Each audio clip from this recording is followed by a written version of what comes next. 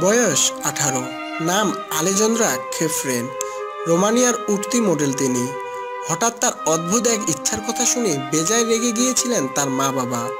আর রাগ করবে নাই বা কেন, কারণ তাদের সন্তানের ইচ্ছা যে ছিল ভার্জিনিটি বিক্রি করা। তবে কারো কথায় পাত্তা না দিয়ে ইচ্ছা পূরণ করেই ছাড়লেন মডেল আলেজান্দ্রা খেফ্রেন। এজন্য গত বছর একটি টিভি চ্যানেলে নিজের ইচ্ছের কথা জানিয়েছিলেন এই রোমানিয়ান মডেল। কিন্তু এমন ইচ্ছার পিছনে এক অদ্ভুত যুক্তিও দিয়েছেন তিনি।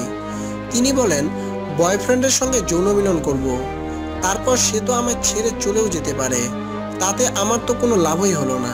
তার চেয়ে বরং আমি এমন একজনের সঙ্গে প্রথমবারের জন্য যৌন সম্পর্ক করব, যা থেকে আমি কিছু উপার্জনও করতে পারবো। তারপরেই সিন্ড্রেলা এসকর্টস নামের একটি ওয়েবসাইটে নিজের ইচ্ছের কথা জানান খেফ্রেন।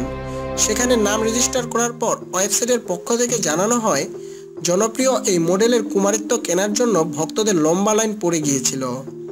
নিলামে খেফ্রেনের ভার্জিনিটির ন্যূনতম মূল্য ছিল বাংলাদেশি মুদ্রায় প্রায় 8 কোটি টাকা। 300 জনেরও বেশি ব্যক্তি দর হাঁকান। অবশেষে হংকংয়ের এক ব্যবসায়ীর ভাগ্যে শিখে ছেড়ে 16 কোটি টাকায় তিনি আলেজান্দ্রা খেফ্রেনের ভার্জিনিটি কিনতে সক্ষম হন। জানা গেছে জার্মানির এক হোটেলে মডেলের সঙ্গে দেখা করবেন ওই ব্যক্তি।